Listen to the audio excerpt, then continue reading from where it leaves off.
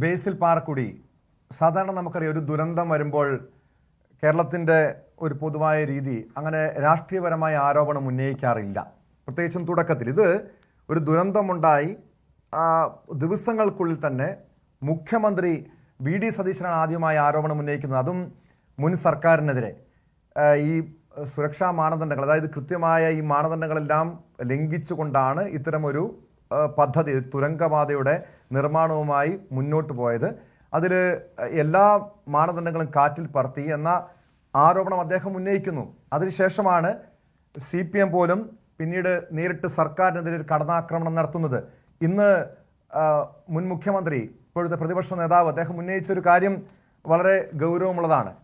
അതായത് ഈ സുരക്ഷാ മുന്നൊരുക്കങ്ങൾ സർക്കാർ മുന്നൊരുക്കങ്ങൾ നടത്തിയില്ല എന്നത് മാത്രമല്ല, ഒരു ദുരന്തം ഉണ്ടായിക്കഴിഞ്ഞപ്പോൾ പറയുന്നു, ഞങ്ങൾ ഇതുമായി ബന്ധപ്പെട്ട നിർദ്ദേശങ്ങൾ നൽകി, അതായത് കരാറുകാർക്ക് നിർദ്ദേശങ്ങൾ നൽകി. പക്ഷേ ആ നിർദ്ദേശങ്ങൾ നൽകിയാൽ മാത്രം പോരല്ലോ, അത് നടപ്പാക്കേണ്ട ഉത്തരവാദിത്വം കൂടി സർക്കാരിനുള്ളതല്ലേ? യഥാർത്ഥ ദുരന്തത്തിൻ്റെ ഉത്തരവാദിത്വം അതിൽ നിന്ന് ഒഴിഞ്ഞു മാറാൻ സർക്കാരിന് കഴിയുമോ ശ്രീ ബേസിൽ? അതായത് നമുക്ക് എല്ലാവർക്കും അറിയാം, ഈ പറയുന്ന ഈ ദുരന്തത്തിൽ നിന്നും ഒരിക്കലും സർക്കാർ ഇതിൽ നിന്നും ഒളിച്ചോടുകയോ അല്ലെങ്കിൽ ഈ ദുരന്തം ആ ഒരു തലയിൽ കെട്ടിവെക്കുകയല്ല ചെയ്തത്. മറിച്ച് ഉണ്ടായിട്ടുള്ള അനാസ്ഥകൾ അത് 1 by 1 ആയിട്ട് നമുക്ക് എല്ലാവർക്കും അറിയാം. ഇന്ന് കേരളത്തിന്റെ മുഖ്യമന്ത്രിയായിട്ടിരിക്കുന്ന വി.ഡി. സതീശൻ അത് ഇന്ന് പറഞ്ഞതോ ഇന്നലെ പറഞ്ഞതായിട്ടുള്ള സ്റ്റേറ്റ്മെന്റ് അല്ല.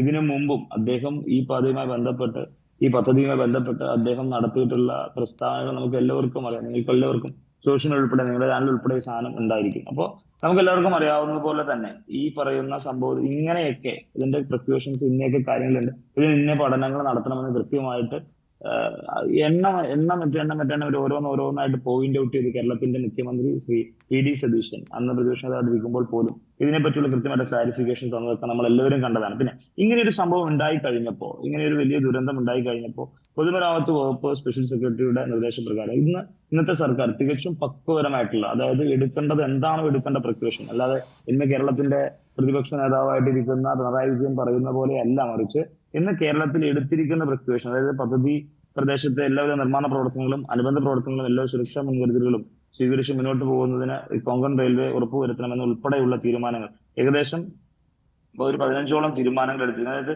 നിലവിലുള്ള ഈ വന്നിരിക്കുന്ന മണ്ണ് ഈ പറയുന്ന ടാർപോളിന് ഉപയോഗിച്ച് മാറ്റുന്ന ഉൾപ്പെടെ അതിനെ അവിടെ സേഫ് ആക്കുന്ന ഉൾപ്പെടെ ജൂലൈ ആഗസ്റ്റ് മാസങ്ങളിൽ കനത്ത മഴ ഉണ്ടാകാൻ സാധ്യതയുള്ളതിനാൽ കൂടുതൽ ശ്രദ്ധ നൽകാൻ എല്ലാ വിഭാഗം വകുപ്പുകൾക്കും പ്രത്യേകമായിട്ടുള്ള നിർദ്ദേശങ്ങൾ ഉൾപ്പെടെ നൽകിക്കൊണ്ട് ഉണ്ടായ ദുരന്തത്തിൽ ഇത് ആദ്യമേ ഒരു സർക്കാർ പദ്ധതി ഏൽപ്പിക്കുമ്പോൾ അത് കുറെ കൂടെ പ്രിക്കോഷൻസ് എടുത്തുകൊണ്ട് അല്ലെങ്കിൽ അതിന് കൃത്യമായി മോണിറ്ററേഷൻ നടത്തണമായിരുന്നു എന്ന് അന്നേ ആര് പറഞ്ഞതാണ്? ഇന്നത്തെ കേരളത്തിന്റെ മുഖ്യമന്ത്രി പ്രതിപക്ഷ നേതാവായിട്ടുണ്ടായിരുന്ന വി.ഡി. സതീശൻ അന്ന് പറഞ്ഞതായിരുന്നു. അതിനുശേഷം വീണ്ടും ഇന്ന് ഇങ്ങനൊരു സംഭവം ഉണ്ടായി കഴിഞ്ഞപ്പോൾ കേരളത്തിലെ ഇന്നത്തെ സർക്കാർ ഈ കഴിഞ്ഞ സർക്കാരിന്റെ സമയത്തുള്ളതുപോലെയല്ല, മറിച്ച് ഇന്ന് കേരളത്തിലെ സർക്കാർ കൃത്യമായിട്ടുള്ള അവലോകനം നടത്തിക്കൊണ്ട് ഓരോ ഡിപ്പാർട്ട്മെന്റിനെയും അവർക്ക് വേണ്ടിയിട്ടുള്ള കാര്യങ്ങൾ അവർക്ക് ഡിവൈഡ് ചെയ്തുകൊണ്ട് ഓരോ ഡിപ്പാർട്ട്മെന്റും ചെയ്യേണ്ട അവരുടെ കൃത്യമായിട്ടുള്ള ഡ്യൂട്ടീസിനെ ഡിവൈഡ് ചെയ്ത് കൊടുത്തുകൊണ്ട് ആ പ്രിക്കോഷൻസ് എല്ലാം കൃത്യമായ രീതിയിലേക്ക് മുന്നോട്ട് പോകുന്നുണ്ട് എന്ന് പറയാതിരിക്കാനായിട്ട് വയ്യ.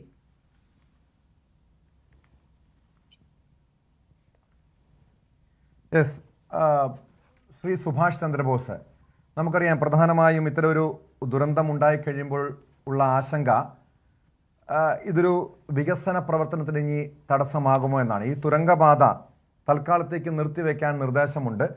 മാത്രമല്ല അതുമായി ബന്ധപ്പെട്ട് അന്വേഷണം നടത്താനും സർക്കാർ തീരുമാനിച്ചിട്ടുണ്ട്. പല രീതിയിലുള്ള അന്വേഷണമുണ്ട്. അതിൽ ഇവിടെ വീഴ്ച സംഭവിച്ചിട്ടുണ്ടെങ്കിൽ അതൊരു ക്രിമിനൽ കുറ്റം തന്നെയാണ്, ആരുടെ ഭാഗത്താണോ വീഴ്ച ഉണ്ടായിട്ടുണ്ടെങ്കിൽ. കാരണം നിരവധി മനുഷ്യജീവനുകൾ അവിടെ പൊലിഞ്ഞിട്ടുണ്ട്. ഇപ്പോഴും പലരും മണ്ണിനടിയിലുണ്ട് എന്ന് തന്നെയാണ് അനുമാനം. ആ രീതിയിലുള്ള തിരച്ചിൽ പുരോഗമിച്ചുകൊണ്ടിരിക്കുന്നു. ഈ ഒരു ദുരന്തം ഈ തുരങ്കപാതയുടെ അതിൻ്റെ മുന്നോട്ടുള്ള പ്രവർത്തനത്തെ ബാധിക്കുമോ? അത് പൂർണ്ണമായും നിർത്തിവെക്കേണ്ട ഒരു സാഹചര്യം ഉണ്ടാകുമോ?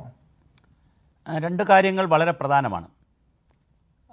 നമ്മൾക്ക് ഏത് ദുരന്തമുണ്ടായപ്പോഴും നമ്മൾ ഓഖി ഉണ്ടായ മുതൽ, അതായത് 2014 ഡിസംബറിലുണ്ടായ സുനാമി മുതലാണ്, 2014 ഉണ്ടായ സുനാമി കഴിഞ്ഞപ്പോഴാണ് ദേശീയ തലത്തിൽ നാഷണൽ ഡിസാസ്റ്റർ മാനേജ്മെൻറ്റ് അതോറിറ്റി വരുന്നത്. 2005 വരുന്നത്. അതിനുശേഷം കേരളത്തിൽ നിരവധി വർഷങ്ങളിൽ നിരവധി ദുരന്തങ്ങളുണ്ടായി. ഓഖി ഉണ്ടായി, പിന്നെ അതുപോലെ ഇതുപോലത്തെ ദുരന്തമുണ്ടായി, പ്രളയമുണ്ടായി, ഒരുപാട് ദുരന്തമുണ്ടായി. പല ദുരന്തങ്ങളിലും നമ്മളെടുക്കുന്നൊരു കണക്ക് നല്ല രസകരമാണ്. ഇവിടെ എത്ര പേർ അടിയിലുണ്ടോ ഇല്ലയോ എന്നൊന്നും നമുക്ക് പറയാൻ കഴിയുന്നില്ല എന്ന് പറഞ്ഞാൽ നമുക്കതൊരു സിസ്റ്റം ഫെയിലുവറായി നമുക്ക് പറയേണ്ടി വരും. ഇതുപോലെ തന്നെയായിരുന്നു ചൂരൽമലയിൽ. ഞാൻ പറയുന്ന ഒരു ഗവൺമെൻറ്റിനെ അല്ല പറയുന്നത്, നമ്മളൊരു സിസ്റ്റത്തെയാണ് നമ്മൾ നിരീക്ഷിക്കുന്നത്, അല്ലാതെ ഗവൺമെൻറ്റിനെ അല്ല. ഗവൺമെൻറ് എന്ന് പറയുന്നത് പൊളിറ്റിക്കൽ സിസ്റ്റമാണ്. ഞാൻ പറയുന്നത് അല്ലാത്തൊരു മൊത്തം സിസ്റ്റമാണ് നമ്മൾ പറയുന്നത്.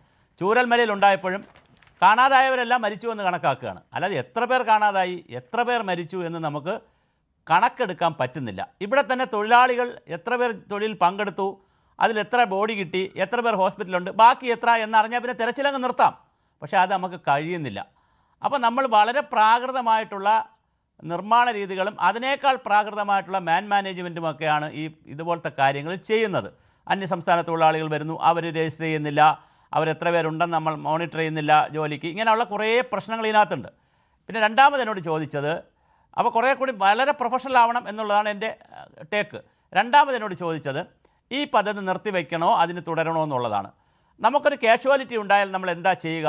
കാഷ്വാലിറ്റി ഉണ്ടായാൽ അത് ഏത് കാര്യത്തിലായാലും ഒരു കാഷ്വാലിറ്റി ഉണ്ടായാൽ ഇപ്പോൾ ആരൊക്കെയാണോ ഈ പദ്ധതി പഠിച്ചിരിക്കുന്നത് അവരെക്കാൾ കുറച്ചുകൂടി എക്സ്പീരിയൻസ് ഉള്ള ടെക്നിക്കലായിട്ടുള്ള ടീമിനെ കൂടി വരുത്തി ആ ടീം കൂടി ഈ പ്രോജക്റ്റ് ഒന്നുകൂടി റീവിസിറ്റ് ചെയ്ത്, പ്രോജക്റ്റ് റീവിസിറ്റ് ചെയ്യുക എന്ന് പറഞ്ഞാൽ എൻവയോൺമെൻറ്റൽ ആസ്പെക്റ്റ് ആണല്ലോ റീവിസിറ്റ് ചെയ്യുന്നത്.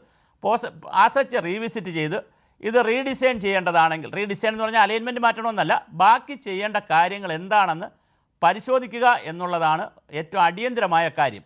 ഇത് പരിശോധിക്കുമ്പോഴാണ് നമുക്ക് ഈ കൂടുതൽ ഇതിൻ്റെ മുന്നോട്ടുള്ള യാത്ര എങ്ങനെയായിരിക്കണം, എത്ര റിസ്ക് ഉള്ളതാണ്, അല്ലെങ്കിൽ ഏത് തരത്തിലാണെന്നുള്ളതിനെ സംബന്ധിച്ച് കൂടുതൽ പറയാൻ കഴിയുക. അതുകൊണ്ട് ഒരിക്കൽ തുടങ്ങുമ്പോഴായിരുന്നെങ്കിൽ നമുക്ക് വേറെ കൺസെപ്റ്റ് ചർച്ച ചെയ്യാം. പക്ഷേ തുടങ്ങി പാതി വഴിയിൽ കൊണ്ടുവച്ച് നിൽക്കുന്ന, അല്ലെങ്കിൽ തുടങ്ങി കുറച്ചങ്ങോട്ട് പോയ ഒരു പ്രോജക്റ്റിനെ കുറിച്ച് നമ്മളിനെ തുടങ്ങണോ വേണ്ട എന്നുള്ള ചർച്ചയ്ക്ക് പ്രസക്തിയില്ല. ഇത് റീവിസിറ്റ് ചെയ്യണം പ്രോജക്റ്റ്. അത് റീവിസിറ്റ് ചെയ്യേണ്ടത് കുറച്ചുകൂടി മൾട്ടി ഡിസിപ്ലിനറി ആയിട്ടുള്ള ആളുകളെ സംബന്ധിച്ചാണ്.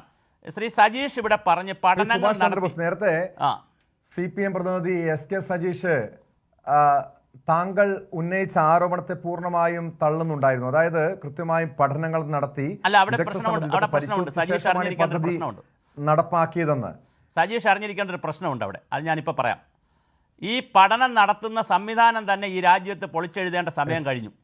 എൻവയോൺമെൻറ്റ് ഇമ്പാക്റ്റ് അസസ്മെൻറ്റ് പഠനം നടത്തുന്ന സംവിധാനം തന്നെ പൊളിച്ചെഴുതേണ്ട, ഈ രാജ്യത്തും സംസ്ഥാനത്തും പൊളിച്ചെഴുതേണ്ട സംവിധാനവും സമയവും കഴിഞ്ഞു. കാരണം അവിടെ മൾട്ടി ഡിസിപ്ലിനറി ആയിട്ടുള്ള ആളുകൾ നടത്തേണ്ടുന്ന പഠനത്തിൽ കൂടുതൽ വാർത്തകൾക്ക് news 18 Keralam YouTube channel subscribe ചെയ്യുക.